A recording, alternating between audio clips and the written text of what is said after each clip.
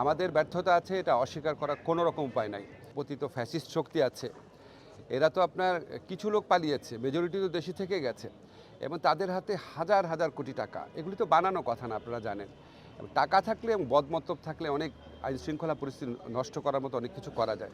তাদের একটা রোল থাকতে পারে এবং আছে বলেও আমরা অনেকে বিশ্বাস করি। এবং পরিবেশ বিষয়ে সচেতনতা থেকে কিভাবে স্থানীয় প্রশাসন দায়িত্ব পালন করতে পারে, এটা হচ্ছে স্পেসিফিক অ্যাঙ্গেল। এছাড়াও আমরা এখানে দেখতে এসেছি, আপনারা জানেন আমরা অত্যন্ত চ্যালেঞ্জিং একটা সময় পার করছি। আমাদের ছাত্র জনতার রক্তের উপর দিয়ে একটা নতুন শাসন ব্যবস্থা আসার সুযোগ সৃষ্টি হয়েছে, নতুন রাষ্ট্র সংস্কারের সুযোগ সৃষ্টি হয়েছে। প্লাস একই সাথে সাথে সেই সময় যে গণহত্যা হয়েছিল সেটার বিচারের সুযোগও সৃষ্টি হয়েছে। এছাড়া এখানে অতীতে যেরকম অনেক গায়েবী মামলা হয়েছিল সেই সমস্ত মামলার ব্যাপারও আছে। তো আমরা সামগ্রিকভাবে এখানে দেখতে এসেছি, এখানে যারা স্টেক হোল্ডাররা আছেন, জেলা প্রশাসন, ডিসি অফিস আছেন, ইউএনও আছেন, পুলিশ প্রশাসন, এসপি আছেন, ওসি আছেন, বিচার প্রশাসনে আমাদের বিচারকরা আছেন, পিপি অফিস আছেন, ওনারা যেন সমন্বিতভাবে কাজ করতে পারে। যাদের বিরুদ্ধে অভিযোগের শক্ত প্রমাণ আছে, যেমন যাদের বিরুদ্ধে অপরাধে জড়িত থাকার যথেষ্ট প্রাথমিক সাক্ষ্য প্রমাণ আছে, তাদের ব্যাপারে যেন যথোপযুক্ত পদক্ষেপ নেওয়া হয়। আবার কেউ যেন অযথা হয়রানির মধ্যে না পড়ে। ওনারা প্রত্যেকটা প্রতিষ্ঠান যেন সমন্বিতভাবে একসাথে জোরালোভাবে কাজ করতে পারে, মানবাধিকার রক্ষা করেই বিচারের যে পরিবেশ সেটা সুনিশ্চিত করতে পারেন, সেই লক্ষ্যে যেন কাজ করতে পারেন এবং সেই রকম দিক নির্দেশনা দেওয়ার এবং ওনাদের সাথে মত বিনিময় করার, ওনাদের সমস্যাগুলো শোনার, এই ব্যাপারে আমাদের কী করণীয় আছে সেটা নিয়ে আলোচনা করার জন্য এসেছি।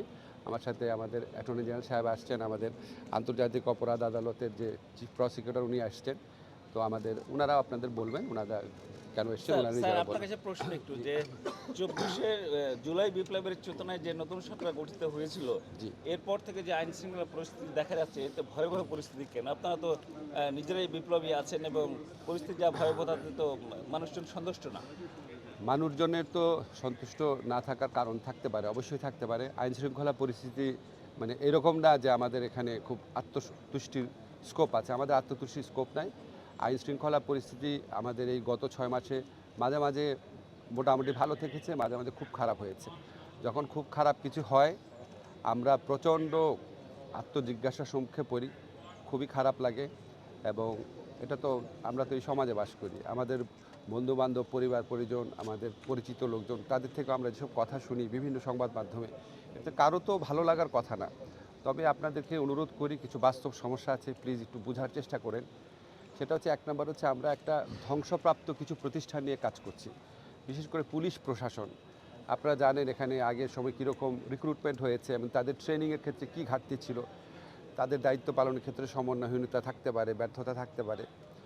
তারপরে আমাদের এখানে যে পুলিশ, বিচার প্রশাসন, সব ক্ষেত্রেই আমরা যেটা সোজা করে বলতে চাই, আমরা মানে ধ্বংস হয়ে যাওয়া প্রতিষ্ঠান নিয়ে কাজ শুরু করেছি। এটা একটা বড় চ্যালেঞ্জ। আবার এখানে আপনারা জানেন যারা পতিত ফ্যাসিস্ট শক্তি আছে, এরা তো আপনার কিছু লোক পালিয়েছে, মেজরিটি তো দেশে থেকে গেছে এবং তাদের হাতে হাজার হাজার কোটি টাকা। এগুলি তো বানানো কথা না, আপনারা জানেন। টাকা থাকলে এবং বদমতলব থাকলে অনেক আইন শৃঙ্খলা পরিস্থিতি নষ্ট করার মতো অনেক কিছু করা যায়। তাদের একটা রোল থাকতে পারে এবং আছে বলেও আমরা অনেকে বিশ্বাস করি। এছাড়া যারা স্বভাবগত অপরাধী, তাদেরও অবশ্যই ভূমিকা আছে এখানে।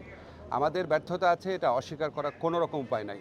কিন্তু আপনাদেরকে একটা জিনিস বলতে চাই, আমাদের এই ব্যর্থতা উত্তরণের জন্য প্রচণ্ড তাড়না এবং চেষ্টা করছি আমরা। আপনারা জানেন যে এরকম একটা বিপ্লবোত্তর পরিস্থিতিতে পৃথিবীর কোনো দেশেই শাসন কার্য চালানো খুব সহজ ব্যাপার না। আপনারা চারদিকে তাকিয়ে দেখেন, আরব বসন্তের পর বিভিন্ন জায়গায় কী হয়েছে, আমাদের এমনকি স্বাধীনতা সংগ্রামের পর আমাদের দেশে কী পরিস্থিতি সৃষ্টি হয়েছিল। তো এরকম পরিস্থিতিতে যদি ওই পার্সপেক্টিভে দেখেন, তাহলে হয়তো আমাদের অনেক কিছু আপনারা সহৃদয়তার সাথে দেখতে পারবেন, ক্ষমা করতে পারবেন। কিন্তু আমি আপনাদের একটা কথা বলি, আমাদের অসহায়ত্ব দেখেন না। আমি যদি এখন আপনাকে রিয়ালিটি বলি, সেটা অসহায়ত্ব দেখছেন কেন? আমি তো আমার তাড়নার কথা, আমার দৃঢ়তার কথা, আমার দৃঢ় প্রচেষ্টার কথা সেটাও বলছি বারবার। তো আমি যদি আপনাকে সত্যিকার চিত্রটা বলি, তখন আপনি অসহায়ত্ব বলবেন। আমি তো বললাম যে এই সমস্ত চিত্র আছে, তারপর আমি আপনাদেরকে আরেকটা লাইন যোগ করে বললাম, আমাদের প্রচণ্ড আত্মজিজ্ঞাসা আছে, তাড়না আছে, প্রচণ্ড চেষ্টা আছে। প্রত্যেকটা ব্যর্থতার ক্ষেত্রে আমাদের প্রচণ্ড চেষ্টা আছে প্রত্যেকবার ভালো করার জন্য। দেখেন, আমাদের স্বরাষ্ট্রমন্ত্রী কালকে গভীর রাতে একটা সাংবাদিক সম্মেলন করেছেন। আমি জানি না আপনারা এটা কীভাবে দেখছেন, কিন্তু আমি তো ওনাকে কাছে থেকে দেখি। কোনোবারই আমাদেরকে আমরা হতোদ্যম হই না, কষ্ট পাই, খারাপ লাগে যে কেন হচ্ছে এটা, এবং তারপর আরও দৃঢ় প্রতিজ্ঞার সাথে এটাকে ওভারকাম করার চেষ্টা করে সবাই। আমি ওনার মধ্যেও সেই চেষ্টা দেখেছি। ব্যর্থতা থাকতে পারে, কিন্তু আমার কথা জাস্ট একটাই যে আমাদের এখানে ফলস আত্মতুষ্টি আমরা পোষণ করি না কখনো। আর সেকেন্ড হচ্ছে, ব্যর্থতা দেখে আমরা হতোদ্যম হয়ে যাই বা কিছু করার না এটা ভাবি না, আমরা নতুন নতুন উপায় ভাবি। আজকে যে আমরা এখানে আসছি সেটাও সেই নতুন উপায় ভাবার, আইন শৃঙ্খলা পরিস্থিতি উন্নত করার প্রচেষ্টার একটা অংশই। স্যার, একটু জানতে চাইবো, ওই যে জয়শঙ্কর বলছিল যে ভারতের সাথে বাংলাদেশের সম্পর্ক কেমন হবে সেটা বাংলাদেশকে নির্ধারণ করতে হবে।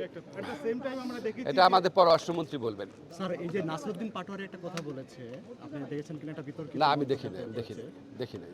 কারো মন্তব্যের প্রেক্ষিতে আমি কথা বলতে এখানে আসি না। আপনারা রাষ্ট্রীয় ব্যাপারে কথা বলে নিয়ে আপনি বলছিলেন আমি দায়িত্ব পাওয়ার পরে আমি জনগণের জীবন দিয়ে সেবা করব, কিন্তু এখানে দেখছি যে আমরা দেখছি যে আইন শৃঙ্খলার প্রচুর অবনতি এবং আচ্ছা দেখেন, এই যে আমার লাস্ট কোশ্চেন আমি নিব। উনি আমাদের বললো, একটা সেকেন্ড দেখেন, এটা খুব ভালো হচ্ছে আপনি প্রশ্নটা করেছেন। উনি আমাকে বলেছেন, আমি বলেছি আমি যদি কোনোদিন দায়িত্ব পাই আমি জীবন নিয়ে চেষ্টা করব। জীবন দিয়ে চেষ্টা করতে নিশ্চয়ই আমি, আপনারা ভাবেন না যে আমি জানটা দিয়ে মানে মরে যাবো বা আত্মহত্যা করবো, এটা তো ভাবেন নাই। ভেবেছেন আমি দিনে রাত পরিশ্রম করব। আপনার কি কোনো ধারণা আছে আমি কত ঘন্টা কাজ করি? এখন ভাই, দিনে রাত কাজ, জীবন দিয়ে কাজ করবো বলতে তো এটাই বুঝিয়েছি। আমি দিনে অ্যাভারেজে 12-13 ঘন্টা কাজ করি। যখন আমি ঢাকা ইউনিভার্সিটির টিচার ছিলাম অ্যাভারেজে 3-4 ঘন্টা কাজ করতাম। এটাই ভাই আমার কাজ। আর এটা যে আপনি বললেন যে আইন শৃঙ্খলা পরিস্থিতি, এ তো স্বরাষ্ট্র মন্ত্রণালয়ের কাজ। আপনারা একটা জিনিস সাথে একটা জিনিস গুলিয়ে ফেলেন কেন? পুলিশ কী করছে বা করছে না, বা রাস্তায় কি অপরাধী করছে, এটা তো আইনমন্ত্রীর কাজ না। তারপরেও তো আমরা কোঅর্ডিনেশন মিটিংয়ে বসি, এটা আমার স্পেসিফিক কাজ না, কিন্তু আমরা সবসময় কোর কমিটি মিটিং ওখানে যাই, কন্ট্রিবিউট করার চেষ্টা করি। এখন ধরেন আমি যদি আমার উপর একটা 24 ঘন্টা একটা টিভি রাখি, তাহলে কি আপনি বুঝবেন যে আমি 24 ঘন্টা আমি জীবন দিয়ে চেষ্টা করছি কিনা, নাকি আমার কাজ থেকে বুঝবেন? আপনি সচিবালয়ে খবর নেন, আমি কটার সময় অফিসে যাই, কটার সময় বের হই, খবর নেন, প্রতিদিন কি করি খবর নেন। বাস, কথা শেষ। আচ্ছা না, ডেভিল হান্টে শোনেন, আমার খবর নাই, অন্যান্য বিষয়ে কথা হচ্ছে। আমার প্রোগ্রাম সম্পর্কে যা আমার কথা বলা শেষ।